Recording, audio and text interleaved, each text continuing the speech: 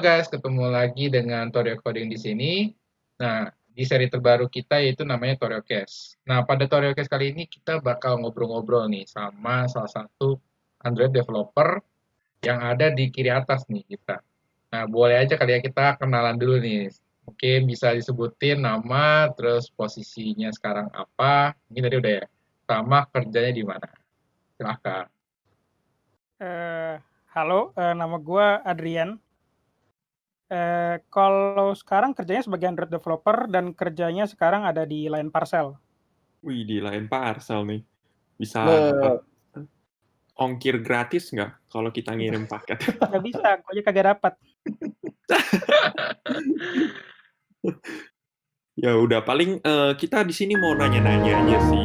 Ya, jadi gimana sih awal mulanya lu itu bisa jadi Android developer gitu ya? Atau mungkin lebih awalnya lagi kali ya. Jadi awal mulanya, kenapa sih lu bisa kuliah IT gitu? Boleh tolong Kuliah diceritain dulu nggak tuh gimana tuh? Biasa lah ya, kalau cowok kan suka main game ya. Suka main game, terus pengen bikin game, gaya-gayanya. Jadi masuk IT. Nggak tahu suka atau kagak. Tapi sih, selama ini kuliah sih suka-suka aja sama IT.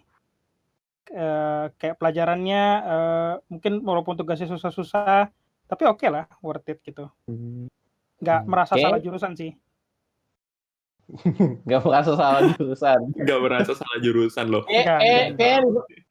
Kayaknya di mana-mana sama ya. Kayak demen main game, kiranya main game doang, mau bikin game, seputar game gitu ya. Kebanyakan mimpi memang. Tapi jadinya Android ya. Iya, jadinya Android. Oh. Bikin game juga nih di Android. Apa gimana? Bikin Mobile Legend? Ya nggak mungkin, kan sekarang di Line Parcel. Mungkin siapa tahu di Line sembarangan Parcel nih. ada gamenya gitu kan. Nggak ada. Mungkin boleh diceritain nih, Yan, udah pernah kerja di mana aja dan sebagai apa gitu? Kerja di mana aja? Kalau kerja Dari di mana setelah aja, pertama lulus kali, setelah lulus nih. Iya. Kalau setelah lulus, kerja pertama kali di ralali.com. Itu B2B marketplace. Mobile developer sih jatuhnya, soalnya di situ tech stack-nya pakai React Native ya. React Native, jadi build-nya buat Android sama iOS juga gitu. Itu sih. Oh. Baru sekarang di join-nya di Line Parcel, baru berapa ya? Baru 6 bulan lebih kayak ya. Join di Line Parcel, megangnya Android doang. Berarti dari awal banget itu emang udah langsung terjun di dunia mobile gitu ya? Dari abis lulus kuliah langsung jadi mobile developer gitu? Iya, betul. Kalau dulu sebenarnya sukanya pokoknya berhubungan sama front end lah, pokoknya desain gitu. Nggak gitu suka berhubungan sama back end. Terus waktu itu kan di Ralali join pertama kali itu as a intern gitu, sebagai orang magang. Awalnya udah ngelamarnya sebagai web gitu, web developer, front end gitu. Tapi ngelihat mereka punya mobile pakai React Native, waktu itu tertarik tuh. Waktu itu React Native lagi booming banget, terus kayak berpikir kayak why not gitu, cobain mobile. Karena kalau boleh jujur, gue gak sukanya sama web developer tuh kita harus bikin desain dengan berbagai resolusi gitu. Jadinya gue mikirnya kayak kayaknya Android enak nih, maksudnya kayak bikin aplikasi mobile enak nih. Jadi join di ralali.com sebagai anak magang, ngambilnya mobile developer, dapet React Native. Jadi waktu itu nggak punya basic sama sekali, jadi sebelum join gue bener-bener kayak carilah entah itu pelajaran apapun, gue cari di Udemy atau apapun, gue belajar mungkin 1 minggu 2 minggu baru gue join tuh sebagai anak magang. Jadi bener-bener ya ilmu baru lah gitu belajar. Tapi kan HP kan ukurannya macam-macam juga tuh. Nah, walaupun HP ukurannya macam-macam, gimana ngomongnya ya, lebih gampang gitu untuk untuk lebih gampang buat ngaturnya dibandingkan lu pakai web gitu. Iya, web itu ya buat teman-teman yang belum tahu, kalau mau bikin web tuh mesti mikirin tuh buat di desktop kayak gimana, buat di monitor yang gede banget kayak gitu kan, buat di HP, buat di tablet juga gitu kali ya. Iya. Ya, resolusinya banyak lah gitu kan. Jadinya ribet sih gitu. Itu yang gue nggak suka, ya gue pribadi sih. Iya. Karena gue kesel aja waktu setiap kali coding. harus bikin tabletnya ntar, harus bikin mobile juga ntar. Kenapa gue nggak bikin satu aja gitu buat semuanya? Iya Oh, sih. Nggak salah sih sebetulnya dari apa yang dibilang sama si Andrian ini. Bener sih. iya. Tapi ada juga loh orang yang kerja front end karena lebih suka di web kayak gitu. Iya betul ada. Iya, macam-macam orang memang kan. Oke, Iya. berarti lu kenapa mau jadi Android developer sebenarnya lebih ke apa ya, terkait resolusinya lah ya. Tapi lu sebenarnya demennya front end bagian depan gitu ya. Iya, gue senangnya pokoknya bagian depan lah yang berhubungan sama desain, yang ya pokoknya lebih enak gitu dilihat dibandingkan cuma ngeliatin data-data gitu. Iya sih. Enak kok ngeliatin data. Langsung counter aja, langsung counter. Iya. Iya. Balik lagi macam-macam orang kan. Iya. Selera orang beda-beda. Betul. Selera orang macam-macam. Bener sih, iya. Dia si Adrian ini tuh lebih suka ngevisualisasi yang cantik-cantik gitu. Iya, betul. Gue ngerasa kalau habis bikin desain bagus, gue merasa bangga aja gitu, kayak merasa keren gitu. Kalau habis data gitu kan, gue balikin JSON, biasa aja gue ngerasa ya. Iya sih, bener-bener. Ini yang gue rasain sih waktu awal gue kerja, kayak gue udah bikin sesuatu nih, terus itu udah rilis. Tapi gue nggak bisa lihat kerjaan gue gitu, karena kerjaan gue itu ya udah dikonsum sama front end, dikonsum sama mobile kayak gitu kan. Nah gue jadi kayak mana yang gue kerjain ya gitu. Kalau anak-anak web, weh gila, kayak bisa lihat gitu kan. Iya. Itu sih. Iya sih. Nah ini mungkin menyinggung terkait pekerjaan nih. Lu flow kerjanya kayak gimana sih? Gimana lu dapat kayak Adrian, tolong kerjain ini dong. Nah itu kayak gimana prosesnya dan lu kerjain terus sampai ada update di Play Store itu kayak gimana? Boleh diceritain nggak? Kalau di perusahaan gua sih kita update ke Play Store tuh sebulan sekali gitu. Karena apa yang ngomongnya ya, mainstream kali ya, kalau misal di teknologi kita di perusahaan yang teknologi buat ngerjain sesuatu kita biasa pakai Scrum kan. Pakai Scrum, pakai sprint, rata-rata biasanya 2 minggu gitu. Nah, tapi di tempat gua mainnya 1 bulan gitu. 1 bulan, 2 minggu mungkin pengerjaan, sisanya kayak untuk testing, jadi kita bantu testing segala macam dan upload juga ke Play Store gitu. Sebulan sekali kayak gitu. Berarti 2 minggu kerjain, 2 minggu ngetes gitu ya? 2 minggu ngetes, bersihin bug lah. Kalau misalnya ketemu bug ya kita bantu bersihin gitu. Kalau untuk flow kerja paling biasa kayak namanya Scrum, kita kan pasti planning ya, dapat tiket, kita dapat kerjaan, ya paling gue kerjain, naikin semua ke GitHub, paling di testing, bantu QA testing. Nanti kalau misalnya memang udah, biasanya kita mainnya pakai environment ya, ada development, kita mainnya pakai staging sama ke production gitu. Nanti kalau kita udah naikin tiap environment sampai di production, udah lolos nih dari QA, nah itu yang kita build APK-nya nanti kita uploadin ke Play Store, kayak gitu. Oke, paling gue mau ngasih konteks sedikit nih buat teman-teman yang mungkin belum paham ya. Buat teman-teman yang belum paham, kita itu biasa di kantor gue juga sih kebetulan ya. Ada yang namanya environment. Environment ini kayak gini, developer kalau coding atau bikin fitur itu nggak langsung ke website aslinya gitu.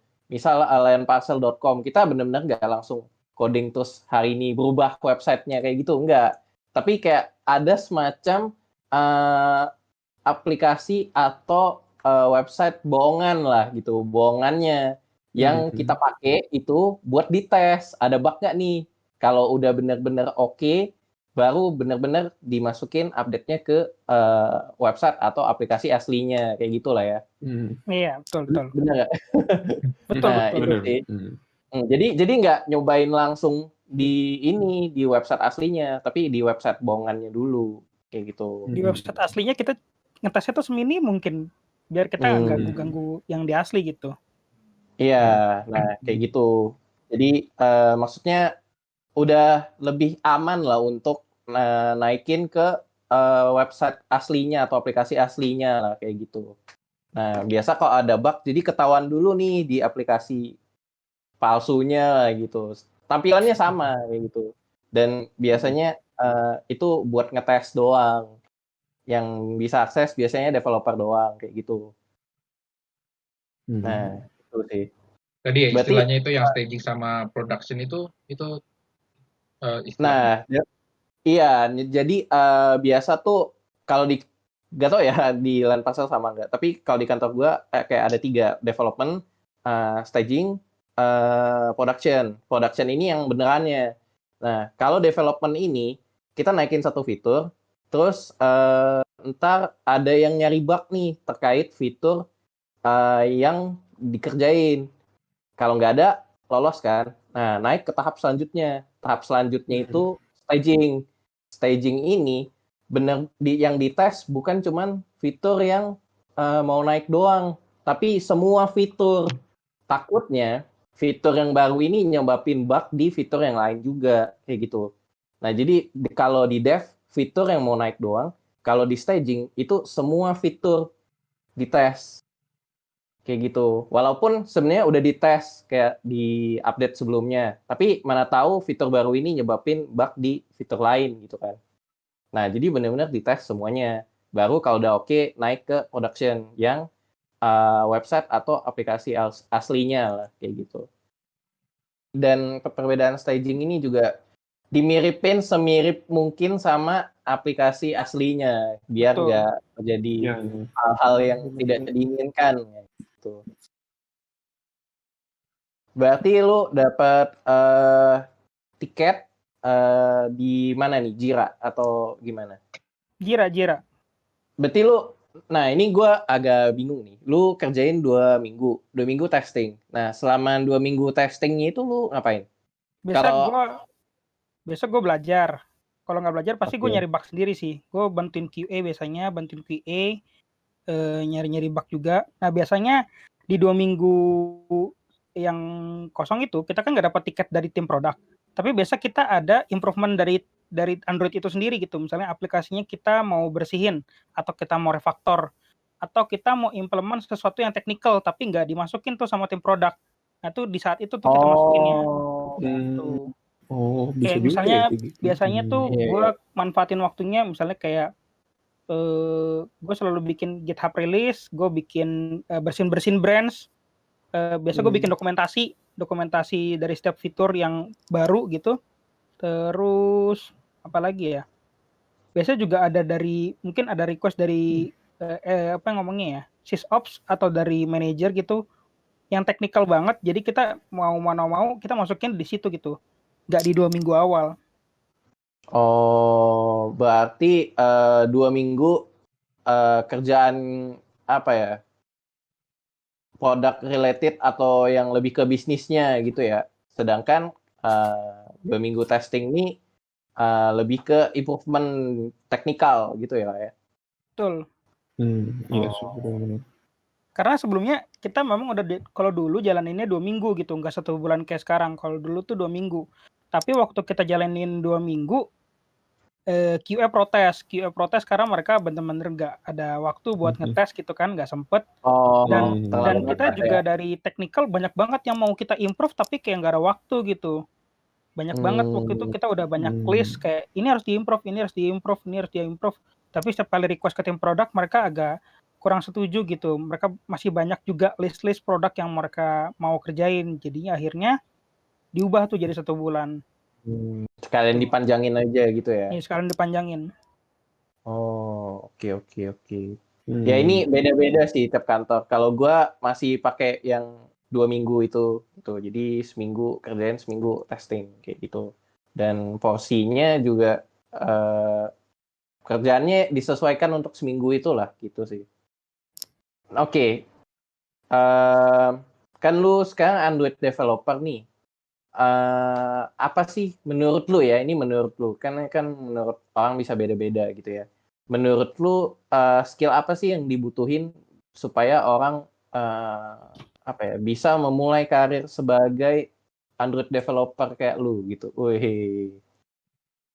Android ya. Kalau sekarang sih pasti kan, kalau zaman sekarang ya pasti orang butuhnya atau Android-nya yang mobile Kotlin. Kotlin ya. Kalau orang sekarang sih rata-rata udah pakainya Kotlin gitu, udah jarang banget pakai Java. Tapi tidak menutup kemungkinan bahwa nggak harus belajar Java gitu. Karena kalau gue bilang sih memang tetap harus belajar Java. tetap belajar Kotlin juga. Karena waktu di dalam Kotlin itu sebenarnya dalamnya codingan Java juga gitu. Dan lu harus bisa baca itu di dalamnya. Lu akan mengerti kayak maksudnya maksud codingan Kotlin ini di belakangnya ada apa gitu. Karena bingung. Biasa mereka cuman kayak di Kotlin cuma pakai function tapi maksud dari function ini apa? Pas dibaca di dalam ada codingan Javanya, oh maksud functionnya ini gitu. Itu lebih mengerti gitu. Kalau menurut gua kalau mau jadi Android developer pastinya Kotlin. Tapi bukan berarti lu nggak belajar Java juga, itu penting. Cuman kalau memang lu kepepet gitu, waktunya nggak banyak, lu mau langsung kerja gitu. Kotlin oke langsung, Kotlin. Terus lu harus juga pelajarin Android Studio. Itu Android Studio tuh IDE yang gede banget. Itu saking gedenya tuh, itu berat banget. Jadi itu pokoknya banyak lah isinya. Lu bisa pakai emulator di situ. Lu bisa build aplikasi di situ ke HP, real device. Dan itu berat banget, makan baterai dan segala macam. Karena fiturnya tuh gede banget. Jadi menurut gue tuh is a must ya buat lu belajar Android Studio gitu. Banyak banget hal yang bisa lu pelajarin di situ. Itu sih. Terus kalau lu kerjanya ke dunia yang kayak perusahaan IT, biasanya mereka harus bisa Git gitu. GitHub, GitLab gitu. Apapun yang perusahaan itu pakai gitu. Jadi skill Git itu penting menurut gue. Skill Git itu penting. Itu sih. Oke, kalau yang Git ini mungkin nggak cuman mobile ya. Iya. Kayak front-end, Ini penting back-end. banget. Iya, semua pakai Git deh. Bahkan QA juga ya nggak sih? Iya. Iya.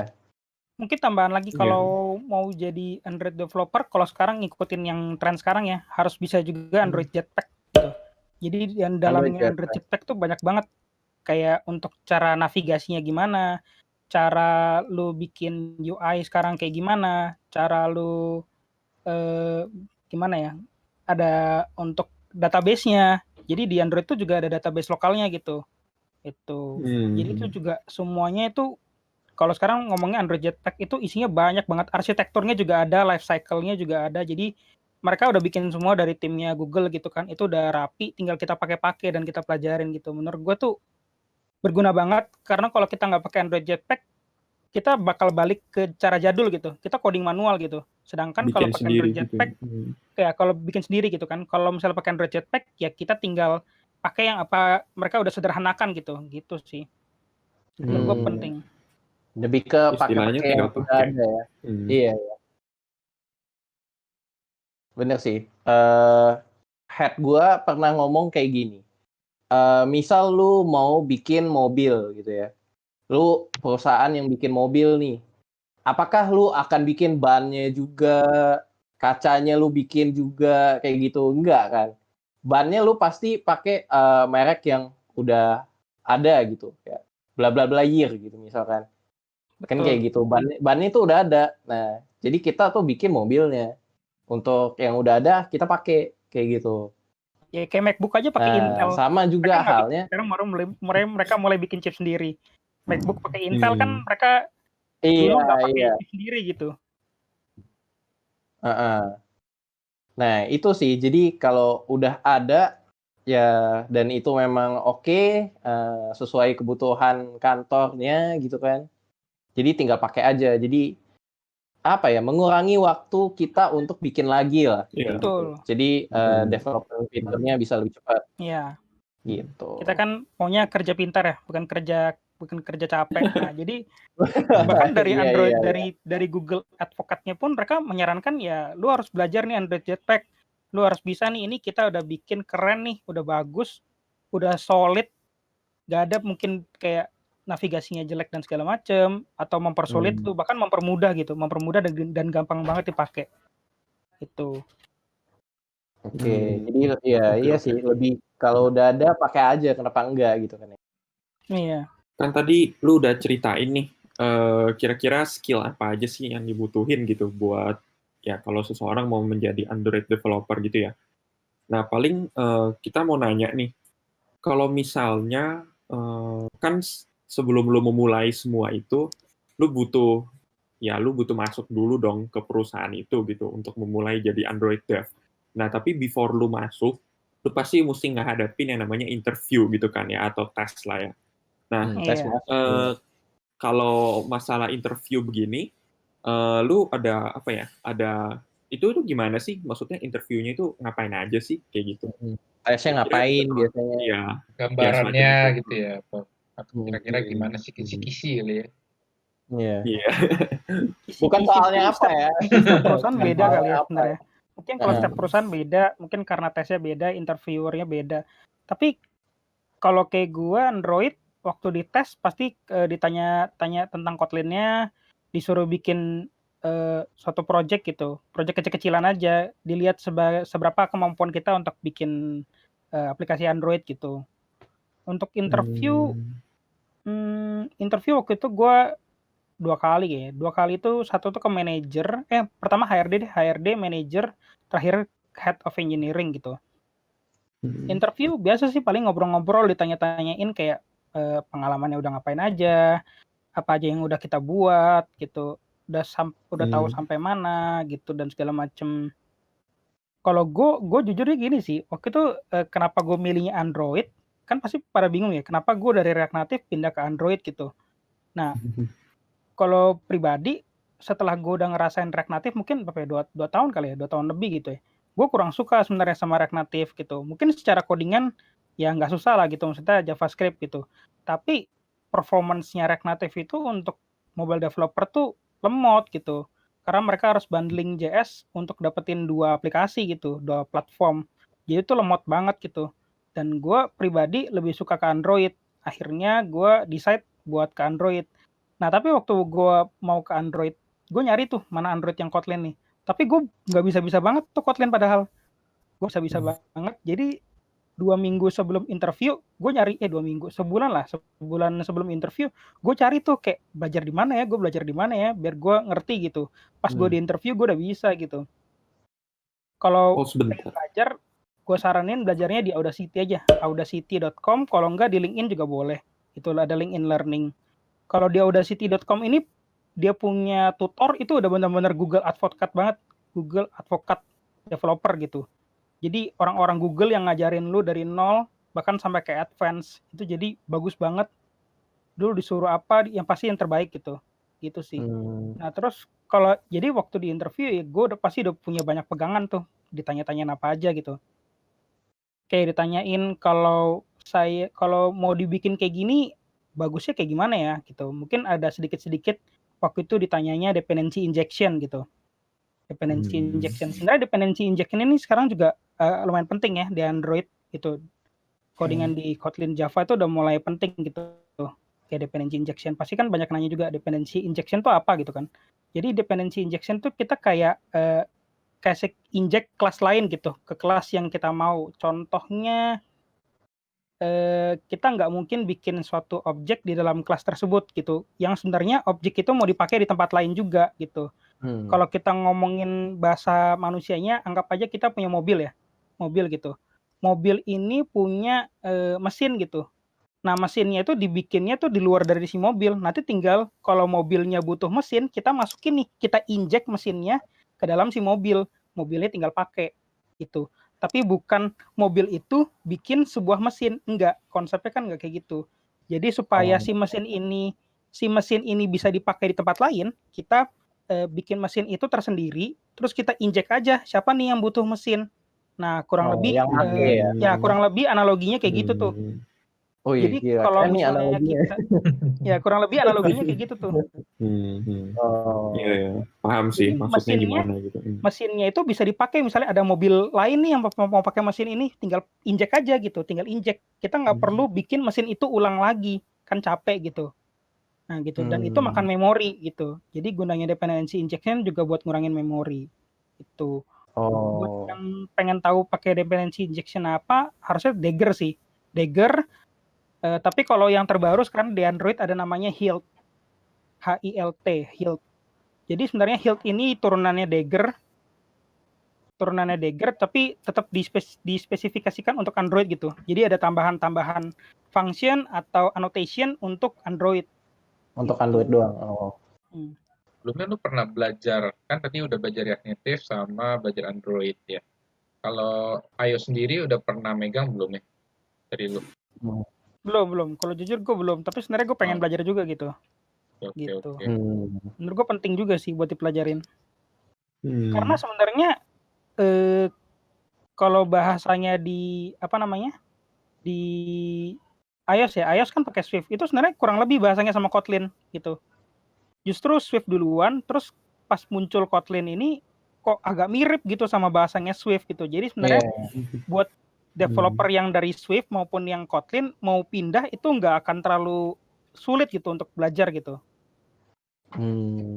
Tapi kalau untuk belajar Swift kan minimal harus ada Mac dulu nggak sih? Harus harus punya Mac. Makanya iOS developer dibayarnya lumayan mahal kali ya, karena mereka harus punya aset juga gitu. Mereka harus punya MacBook atau iMac gitu kan, buat develop pakai Xcode gitu. Soalnya iOS nggak bisa tuh di-develop di laptop Windows gitu. Iya. Dan Device-nya agak eksklusif memang. Iya. Iya. Jadinya langka gitu ya. Jadi mungkin teman-teman yang mau belajar mobile gitu ya, terus mungkin ada modal, mungkin bisa belajar Swift dulu kali ya. Iya. Atau kalau misalkan teman-teman yang mau belajar baru, terus cuman adanya Windows ya, berarti fokusnya ke Android dulu. Sebenarnya bisa sih dari Windows, kalau misalnya laptop Windows kalian kuat, itu sebenarnya kalian bisa gitu bikin virtual mesinnya macOS. Cuman ya itu, kalau kalian bikin virtual mesinnya macOS bakal berat banget makan memori kalian gitu. Makan RAM-nya bakal banyak banget gitu. Itu sih. Tapi kalau misalnya RAM-nya kalian misalnya kayak ya di atas mungkin 16 GB lah paling minimal, 16 GB gitu kan. Itu kuat sih buat virtual machine. Cuman ya tetap nggak akan secepat dan seenak pakai MacBook gitu. Iya. Dan itu baru macOS-nya kan butuh emulator lagi nih, misal gua nggak punya iPhone gitu kan. Iya, betul. Buka emulator aja sendiri udah makan RAM sebenarnya, udah makan memori banget gitu. Iya, benar sih. Iya. Intinya sama-sama mahal gitu ya. Karena Windows pun juga butuh aset. Iya. Butuh aset. Oke, sepengalaman lu nih, lu udah jadi Android developer kan? Apa sih enak gak enaknya jadi Android developer gitu? Kalau menurut lu? Gak enaknya ya? Oh, gak enaknya dulu, oke. Biar endingnya enak gitu. Gak tau sih, gue sampai sekarang merasa gak ada gak enaknya sih. Kayak ya enak-enak aja jadi Android developer gitu. Karena lu mengerjakan sesuatu yang lu suka kali, makanya jadi ya udah Iya, betul. Oke, dari lu nggak ada. Enaknya apa gitu? Enaknya, tau kalau gue pribadi kali ya, nggak susah gitu, nggak susah, gampang, dan enak aja gitu lihat visual Android gitu kan. Kayak ngedesainnya tuh langsung kayak real time di XML untuk ngeliatin, lebih gampang untuk didesain. Kalau di website tuh kan lu harus refresh ya. Kalau lu harus refresh kalau di Android tuh enak, lu langsung bisa lihat live gitu. Di situ ada prototype-nya lah, yang apa ya, udah ada layar HP-nya, lu bisa langsung edit di situ gitu segala macam.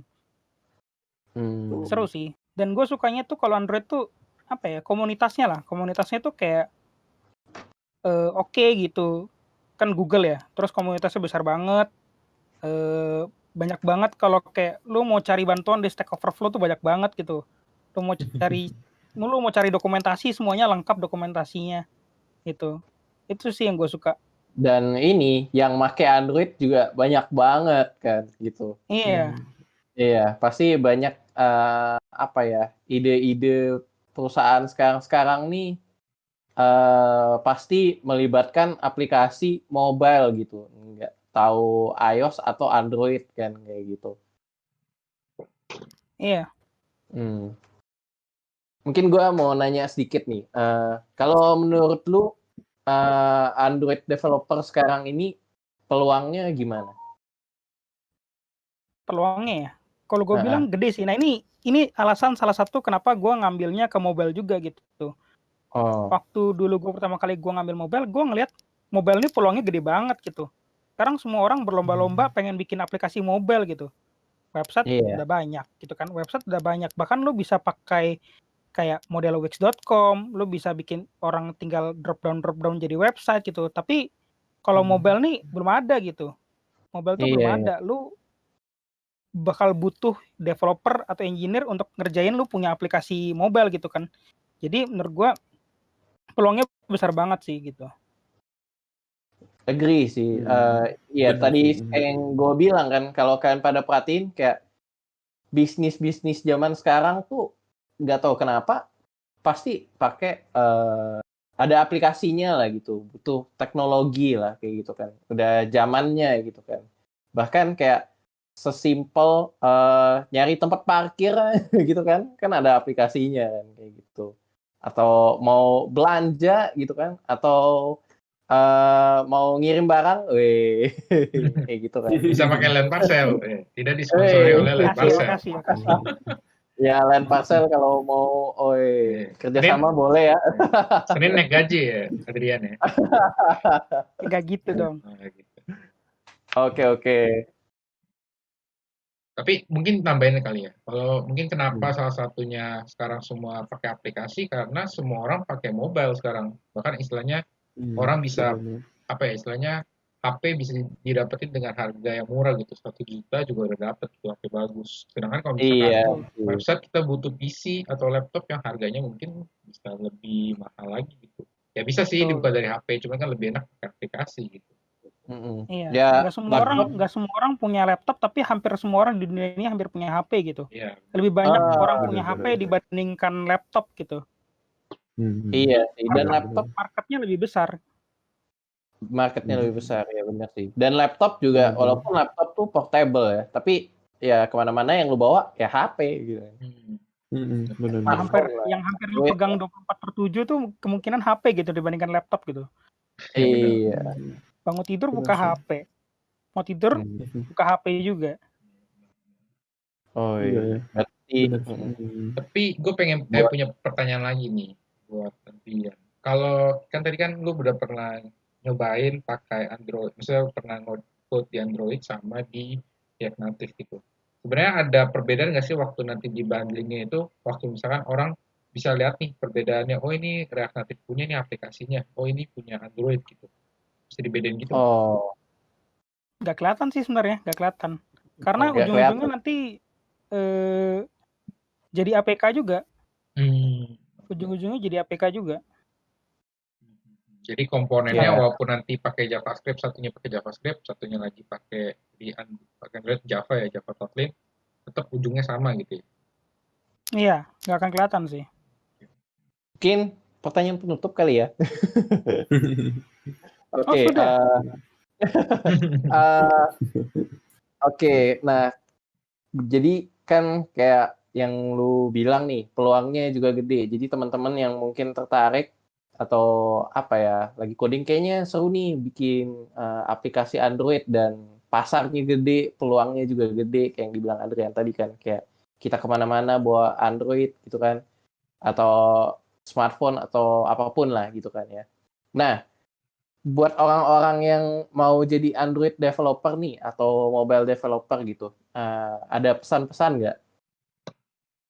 Pesan-pesan.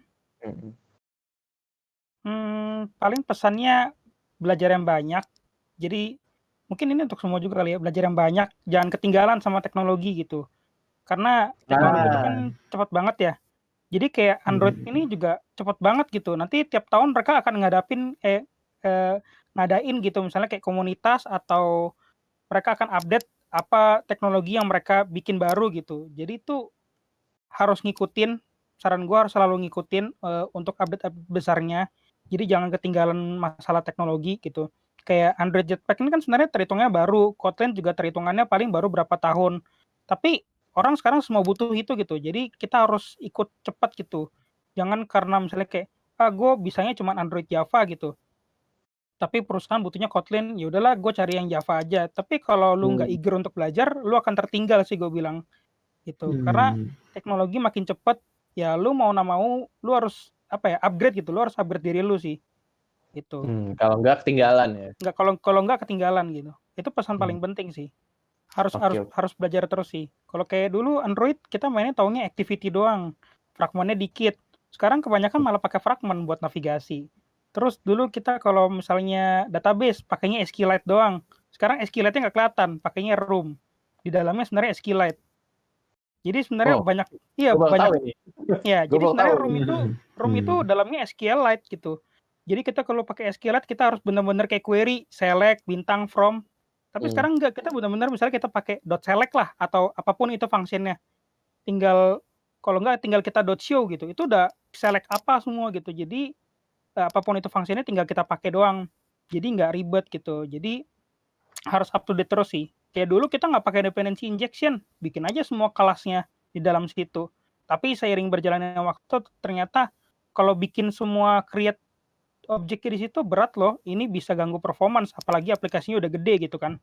Dan dengan dependency injection misalnya meringankan performance tersebut. Nah itu harus bisa gitu. Dan itu semuanya ada kok di dokumentasi, bahkan ada di YouTube, ada di mana-mana, ada di kalau kalian mau cari kayak course-course kayak di Udemy, Udacity semua itu udah ada gitu. Jadi sekarang kayak kita yang udah dunia internet, menurut gua nggak susah untuk cari source mau belajarnya di mana. Nggak perlu lah kalian harus ke toko buku, harus beli buku, keluarin duit, tapi semuanya itu udah ada free gitu di internet. Cari aja, yang penting kalian mau belajar. Tinggal lu-nya aja gitu ya, kayak Iya, mau atau enggak gitu ya. gitu. Sip. Karena mungkin udah waktunya ada 45 menit nih. Gila, kita keseruan ya ngobrol ya sama Adrian. Sama juga ya. Anjay. Gue nggak sadar loh. Wih deh, bagus dong. Berarti bermanfaat nanti gitu ya kontennya. Gitu. Wih. Isinya ada lah ya, ada isinya gitu. Semoga lah ya. Oke deh, oke. Paling kita sampai sini aja untuk tutorial case-nya. Mungkin teman-teman kalau misalkan ada yang tertarik lagi ya, mungkin lebih dalam bisa ya tadi ya. Kalau kata Adrian bisa belajar gitu karena resource dari Android kan banyak dibuat dari gue sendiri. Jadi mungkin kalau mau nanya-nanya juga boleh nih ya. Lu ada Instagram nggak nih Adrian? Waduh, Anjay. Siapa Instagram. tahu ada yang nanya gitu kan tentang Android atau gimana cara-caranya gitu. Nanti Thomas taruh sini kali Oh ya iya, Instagramnya. oke. Nanti Mantap ya. kita masukin aja ya di deskripsi. Oke. Nanti harusnya Toriokes juga akan hadir di Spotify. Jadi tungguin aja teman-teman buat yang mau dengerin di Spotify gitu ya. Atau misalkan kalian mau dengerin di YouTube juga bisa. Oke. Sekian untuk Toriokes episode kali ini tentang bagaimana kehidupan sebagai mobile khususnya di Android developer. Nanti kita ketemu di tutorial selanjutnya. Bye bye. Terima kasih Bye. teman-teman. Bye.